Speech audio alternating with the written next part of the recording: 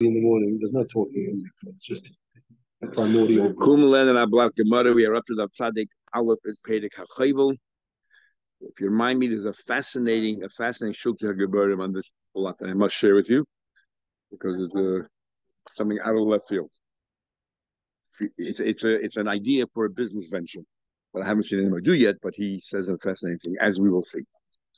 Okay. Just one thing. Yesterday we were learning about. I don't know if I was clear enough, but it said that the barach, the fled. It wasn't the animal fled. We're talking about the animal still there. We're talking about the animal should be working. We're talking about the owner fled, and you cannot judge situation until the balabas is there. But the animal was there. And that's why we said we could take the animal and before we kill it, make it work in the field. And by a time you can't do that because working in the field is not part of the animal itself. That's extraneous. And by a time it's only megufi from the animal itself. We are up to Tzadik Aleph, and we're up to the two dots. Ibailu. We have a question. We know when it comes to Misa, when it comes to when the Adam come in, they say they killed someone, they have to tell us whether the object that the person used had the capacity to kill, and therefore we charge as murder, or not, and therefore if the person died, it must have been something else, that happened at the same time as bad luck. So the question is, does the same thing apply to Hezek? Iboilu, we have a question. Yesh oimid linazikin oy ein oimin zikin. Do we sit and assess the object that was used, the instrument that was used to harm someone? Did that object actually have the capacity to harm that person the way it did? Or no, and if it's the person's own fault that it turned out to be this way? Do we say only when it comes to a question of murder? Because nafka neshama b'hachi or loy nafka neshama, because we need to know, does this thing have the capacity to extinguish somebody's life or not? Aval nazikin koldu. When it comes to zikin, there's nothing to assess because damage, anything, even the slightest thing, could cause damage if you hit it in the right spot. I do maloishna that by zikin also we assess. We need to see the object, or at least as the agent didn't have the capacity. Bava Kama here. We had in the beginning of the Masech, we said, Ma boy, sheyesh boy kedei lahamis, has to be a start vachim. We said that a boy can kills if it's 10 vachim deep, person falls in the wrong way, whatever it is, he can die. But if it's less than 10 vachim deep, if it's less than a meter, less than 10 vachim deep, then and he kills him, it wasn't the bird that killed him, it was something else. So just like a bird, it has to have the capacity to kill before we're going to hold the person, responsible. So too, if an animal falls in, anything that you kill, just like a bird, if an animal falls in, you're responsible only if the bird is 10 fucking deep, can kill. So to everything that any instrument you use to kill somebody, we have to assess and make sure that instrument has the capacity to commit this crime. So we see, how you like I started talking? How you what happened if the boy was less than 10 fucking deep? The nafal the seich shoy chamor. It says in the passage nafal the shoy chamor. We say shoy the odon chamor the kelim. Shoy chamor falls inside a boy, and it was 8 fucking deep, and the shoy died or the chamor died. Potter, you're a potter. Meso potter.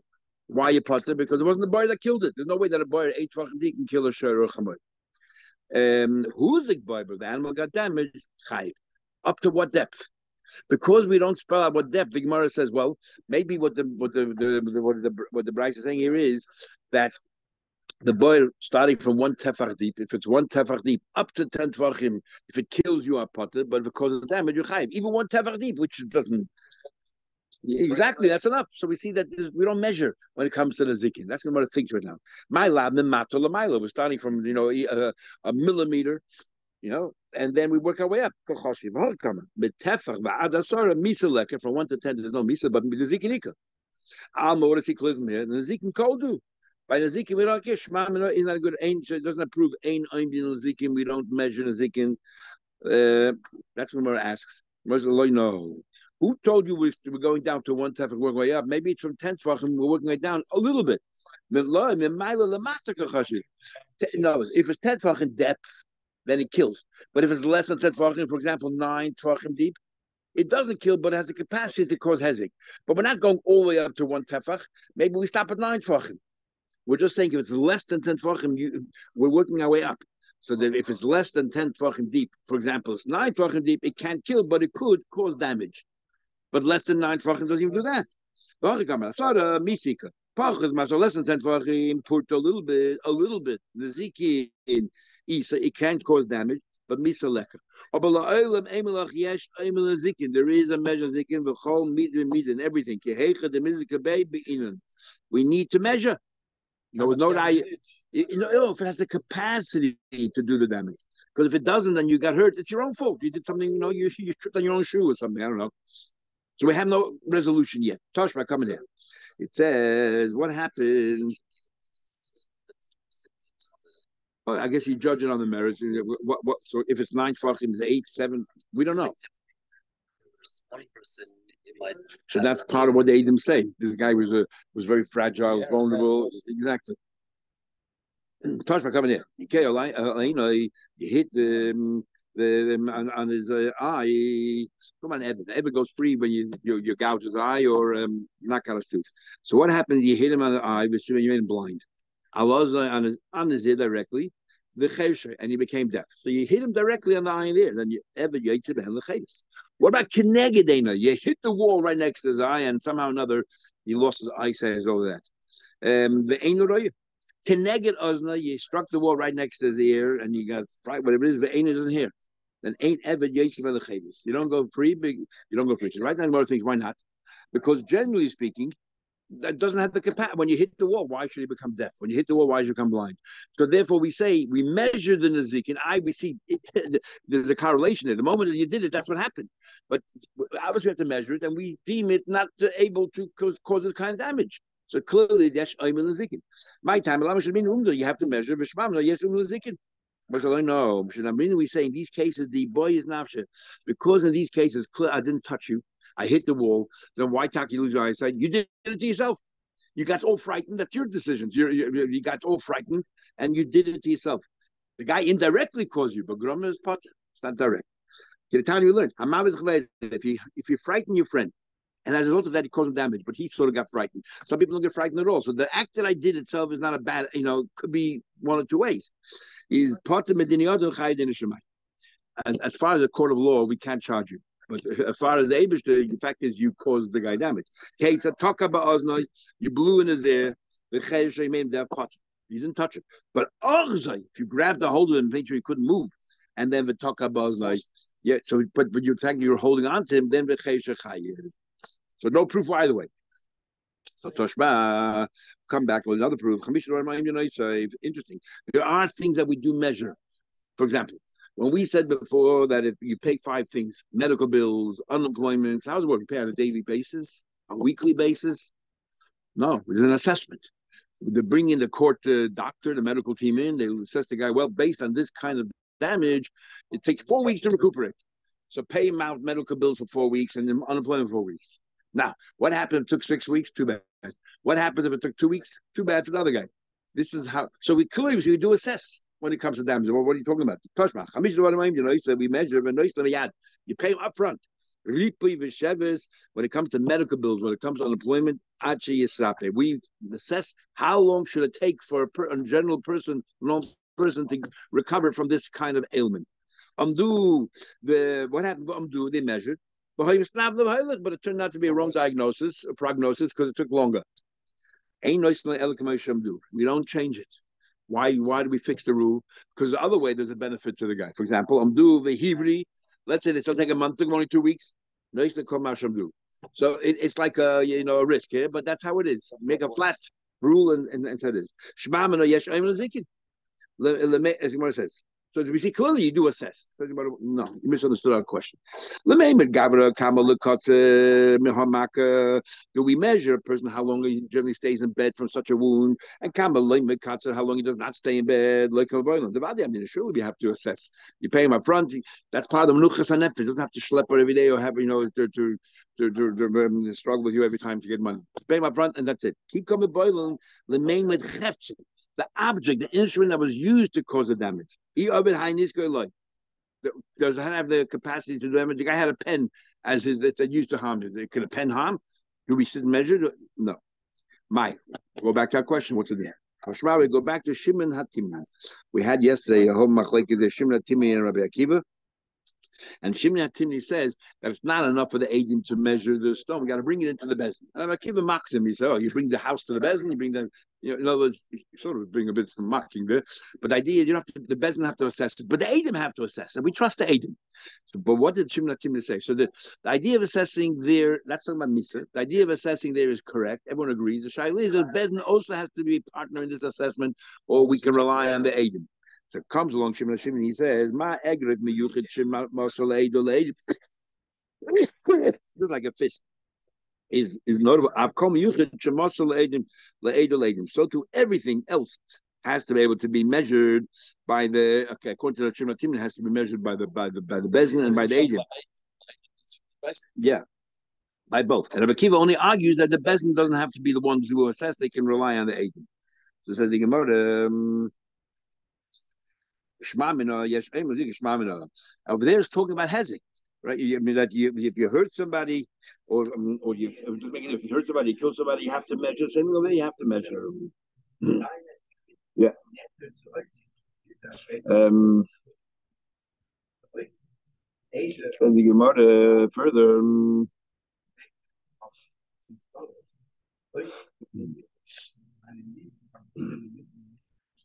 We're talking about over there about a wound as well. We're talking about hezek. Shimon HaTimni talking about a hezek, and he talks about that it's the Eidim and the Eidim, but give us a no, it's only the Eidim. But we're talking about hezek. Clearly here that everyone agrees you have to measure to see whether this rock is like the fist that could have done what it is. Think about it further. Amamar. We said before, you measure, let's say that takes 4 weeks to recuperate and you recover in 2 weeks. This supports Rav. Rav said, they measured that this person is incapacitated for a day. Let's say they bring the doctor's note that the guy will be sick for 3 days, he'll probably recover about a day and a half. He did his own work. You have to give him, pay him as if the whole day was sick. Really, the doctor's prognosis was correct that he should have been sick all day. I recovered sooner. They was on his side, exactly. So can't be penalized for that. In the Mishnah, we learned different examples of shaming somebody, humiliating somebody. And one of them was that you spat. And we said right at the beginning, this is the worst kind of shame. You spat on somebody, and then we pull someone's shaitel off, a woman's shaitel off, pull someone's mantle off, slap them by the hair. That pays $400, the highest kind. Talking about a rockak, a boy, the spittle hit him. The heavy, boy, it has to hit the person itself. I will be big delay, but not if it landed on his clothing. Says the Gemara, never keep eyes with volume. If it landed on his clothing, why is it any worth in shaming somebody with words, which is hurtful and harmful? Yeah. You're right. Sticks, we used to have a song, sticks and stones will break my bones and they never harm me. Today's the other way around. But nevertheless, we see Baish with word important. If you embarrass them with words, they're completely part. So surely, so that's a spittle on the clothes also important. It has to land on his body. When is really humiliating, but land on his face, for example. Not to land on his coat. Okay, now the Mishnah. So we have in the Mishnah, the Tanakama goes through different payments. Depends if you hit a smacked him the back of the hand, the forehand, and so on and so forth. Then we're up to $400 pulling the shaitel off. And then comes along, the Tanakama concludes, and we don't know what that means. Is the Tanakama saying that these rates that I gave you are the maximum, but if the person is, let's say, a poor person, it goes down, or the other way around? He's saying these are the minimum, but if the guy is a more chashuv person, it goes up. And then Rabbi Akiva comes along and says that even a poor person, we imagine that they're free, they're royalty, and you have to pay them the way it's supposed to be. And we tell a story to support this woman who was so poor. As soon as the guy pushed a little bit of oil there, she took her shaitel off of there, whatever it is, to put oil in her hair. She was so poor. And yet Rabbi Akiva charged $400. So Rabbi Akiva is saying that no matter what situation you were in, it's a minimum of 400. So what Tanakama is saying? Tanakama is saying Tanakama being Mekel and what do you mean? What do you mean strict? I'm giving you these rates. These are the maximum rates. $400 for pulling off a head cover is a max. But a poor person who maybe that's not so worried about their dignity, we pay a lot less. And the Akiva then comes to argue on that. He's saying, no, these are my minimums. But if the guy is more chashuv, you got to give him more. Chashma coming here. Is it called my Rabbi Akiva? I feel on the should be strong. It gives us even a poor person, the royal as if they're royalty, and they just happen to be poor right now, but they have yichus. And what's more important than yichus? So what's he trying to say there? That even a poor person deserves the minimum $400. So and he's arguing Tanakama, which means that Tanakama holds that a poor person is going to get a lot less than $400. I Mishnah says $400 must be when Tanakama adds the words "Hakoil." This is my max. But a poor person gets that less. Comes Rabbi Akiva says no. And all b'nei malachim, yeah. Tanakama kulam shmam lebidah. He pulled off the poor woman's cover, and he asked, "Give me some time." And then he played this whole ruse. He set her up, and so on. Me, Yahavina's man says, when do we give delay? We learned before just yesterday, even a cow, we don't want to delay. We don't delay. Justice delayed is justice denied. We give no time. In fact, we just learned before you prepay everything. Which aspects do we say that we don't give any? If the guy asks a request for a little bit of time to pay up, when do we say that we don't give any time? Anything that hurt the person, that cost him money. Shame is the one thing, but it doesn't. There's no sorrow of money, a financial loss. Just that you're embarrassed to walk down the street. He's the that we pay, that we give you time to pay up. Shamra, what this guy did was he waited by the door. He set her up. He put a little jug of oil, a drop of oil, and he stood by the door so it's exposed to the street. And he broke it so the oil was running out. And this woman, didn't have any oil. I think she like shampoo these feet in her hair. So she removed the head cover and she took some of that oil. And then he went to Rabbi Akiva. You see, she did it herself. Anyway. Exactly. What do you want from me? She doesn't care about her dignity. And Rabbi Akiva, the Mishnah said to him, he said, "You're wasting your time over here." He said, "Lo amarta klub." Your whole ruse didn't work. Why? And the Akiva said the following, which is what we're talking about. He said, if you wound yourself, even though you're not allowed to, you're potter. So Akiva holds a person is not allowed to wound themselves. The Rambam says, and Al says, your body does not belong to you. It's like a pakadon. Hashem gave us something to watch over and take care of it, nurture it, and so on and so forth. That's why we have a chiyuv. You got to be healthy. You got to do exercise because we have to take care of our body. And it says in the Rabbeim that a klein lechel in goof is a great lechel in neshama. That if our body is not functioning the way it's supposed to function, it affects us not only materially but spiritually as well. Actually, Chaim Sanza once said before he passed away that his biggest regret in life is the fact that he didn't eat too much. His body got used to it and that he had enough energy, but he didn't sleep. And he says he feels that the reason why he is a sick person the last years of his life is he didn't sleep, and he regrets that. If you don't take care of yourself, everybody's body knows how much sleep they need. But if you don't take care of yourself, the Ram said there, it's 8 hours, but everybody's different. So Akiva says you're not allowed to wound yourself, but yet if she does it, she's potter. In case you really wants to know, what do you potter? Potter from what? So she's going to pay herself. Does it mean potter from Malchus maybe? And there's a whole discussion of cases there. But so therefore, but if you harm her, you have to pay. That's the Gemara. That's the Mishnah says. The Gemara. The bottom of the page. He waited by the door. She's standing by the courtyard. But telling you, the Brisa says, Akiva said, you dumped into the depths of the water, deep waters. You went out of your way. You made this whole big spiel, and what did you come up with? A clay shot. Nothing. And look what he says there. This is Rabbi Akiva. In our Mishnah, Rabbi Akiva says, even though you're not allowed to harm yourself because the body doesn't belong to you, blah, blah, blah. Here he says, you're allowed to harm yourself. How can it be? How you allowed to harm yourself? There's a contradiction. Rabbi Akiva. Are you permitted to harm yourself, self-harm, or not permitted to self-harm? We'll see a little suicide, we're not talking about here. We're talking about harming yourself. Oh, my Rava, and that's the whole question, how girls are permitted to pierce their ears for earrings. You're not allowed to harm yourself. And it's painful. So we answered that the shame of not looking pretty for a woman, shame is worse than pain, overrides the pain. That is why that many poskim from the Rebbe said in the letter that a girl should not put on the earrings until they're old enough to appreciate that, the beauty of earrings. And another time, a lot of people do when the baby's born, they're very pissed they is because then there's no pain. Or we think there's no pain. Or we hope there's no pain. Exactly. Shaming yourself, you're allowed to. There's no contradiction. Talk about shaming. Shaming, you can. That's what Rabbi Kiva is talking about. Remember, she removed the head cover. That's shame. But to harm yourself, what Amish is talking about, you're not allowed to. Thinking about what's that Mishnah talking about? It's the same story. That she pulled the wig off. Rabbi Kiva gives that an example. You're not allowed to harm yourself. He's talking about even shame. So he says clearly, you're not allowed to you're not allowed to even humiliate yourself in public. You must know. This is what he was saying to the guy. Not in. I don't have to tell you in the case of shame. She has every right to shame herself. The Adam yet if you shame her, you have to pay. Even wounding. The ain't other You're not allowed to. Others are chayiv. So there's no contradiction between the Mishnah and the Brisa.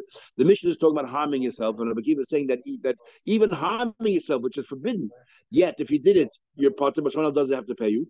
And even if they saw you harming yourself, so if they do it afterwards, they have to pay. Even though I'm just adding another layer, but in the Brisa is talking about shame, and that's why the shame you're allowed to, and yet if someone else does it, you have to pay. So your rules didn't work. So now the Gemara will focus on that. Can a person self-harm? Says the Gemara, the ain order you're telling me now self-harm. Tell me, ask your question. Tanya, we actually learned in the Brisa, in the Gemara Shvuos, we'll talk about the different Shvuos. It says in the Pasuk, Lahara oila hativ. If you took a Shvuah to either harm yourself or to do good for yourself, and you have to bring a carbon Shvuah if you don't abide by your vow that you made. So, I would have thought, Nishba lahara ba'atzmai. I would have thought that if you swore to harm yourself, the loy hater, and you didn't abide by your shvur, I would have thought you hate potter, you should be potter. Now what? If you decided to do a mitzvah, it's not a shvur because you already swore in Har Sinai, so there's no shvur there. So when the pasuk says lehativ, what does lehativ mean? You do something good to yourself. You'll eat something. You'll do something good for yourself. And if you don't abide by your vow, you bring a carbon. So the same thing, lahara. When we say that you harm yourself, we're talking about not doing an avera like stealing or whatever it is. Something that is something that's not avera, and lahara is that you have to abide by it. Avi, and what am I including? Nishba lahara ba'atzmai. I'm including what? That if you decided to harm yourself, and we call it reshus, which means there's no aveda in harming yourself. So it's clearly from here, what do we say? You till now said that everyone agrees you're not allowed to self-harm. Clearly here we're saying mahat tava reshus, aflahar reshus. That means that you're allowed to harm yourself. You're allowed to self-harm. There's no aveda here. Question, and you just said not Mishnah there is no aveda.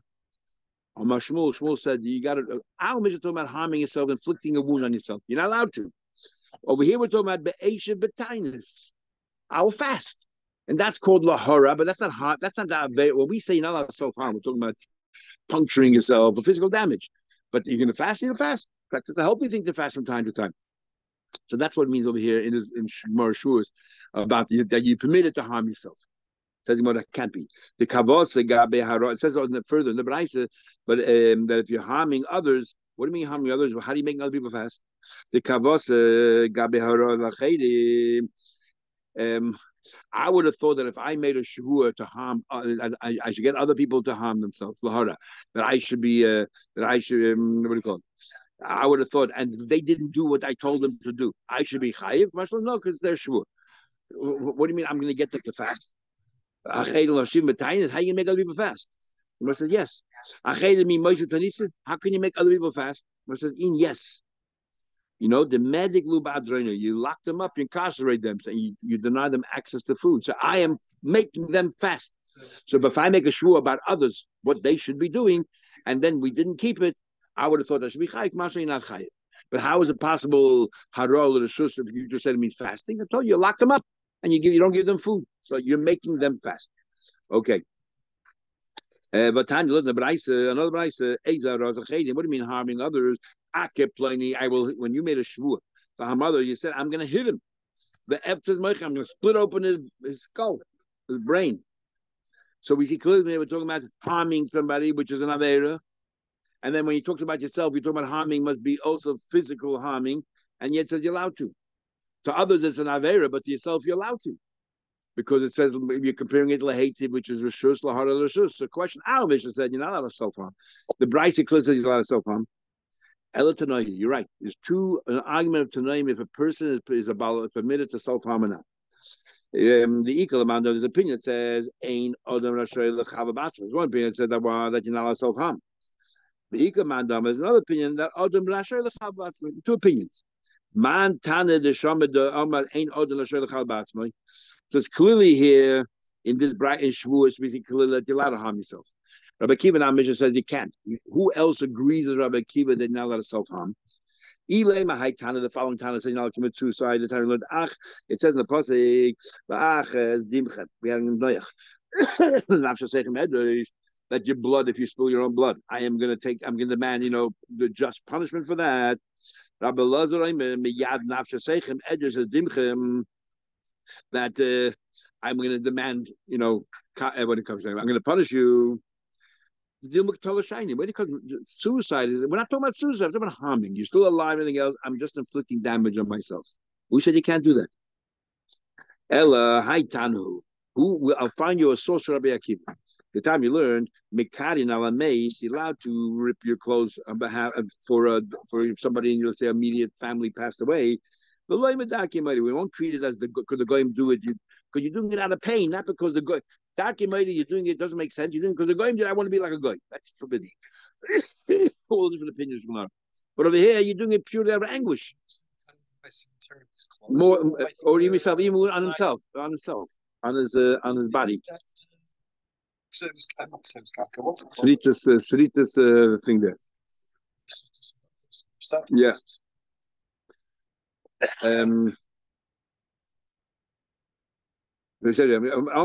Even though we're saying that Mekarin al-Mes is all right, my clothing here, that we have a din how much to Mekareh. But if you do too much, so we do one rip and that's it. If you do a little bit more, maybe. But if you do too much, whatever that is, you get Malkus Baltashchis. Because of Baltashchis. So, and V'choshken Gufa, you're not allowed to. So, in other words, we're talking about ripping your clothes more than you have to, you're not allowed to. So, surely, Gufa, you're not allowed to harm yourself. Madach, you're not allowed to harm your clothing. Surely, you're not allowed to self-harm. So, that's Rabbi Akiva's basis. The Dilma Begod Mishayim, who said, maybe your body you're allowed to harm, but not your clothing. Now, what would that be? What's the logic of that? Begod Mishayim, clothing different than Psei Lahadru. It's a loss that you cannot amend. Body eventually recovers. Oh, Rabbi Yechon, we had in Mara Shabbos, he called he called his clothes. This is what gives me my honor. When he used to walk, if you walk like a shlump, people, it reflects on you personally, and if you walk along in a distinguished way, it reflects on you personally. Clothes make a person. When he used to walk between the thorns, he would actually lift his clothing. The whole idea of wearing clothing is to protect you from the thorns. He would lift it. He would say, this can heal. My body, my feet can heal. My clothes will never heal.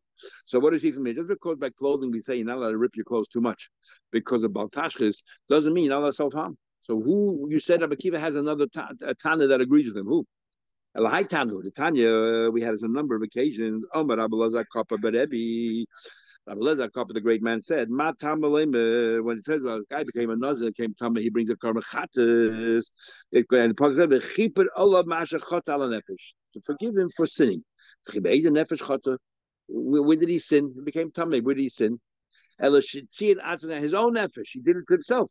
He denied himself the luxury of drinking wine. And we could treat it as a sin. A luxury. It's only a luxury. Is considered a sinner denying yourself, wine. If you harm yourself, surely it is forbidden. So that's the basis for Rabbi Akiva as well.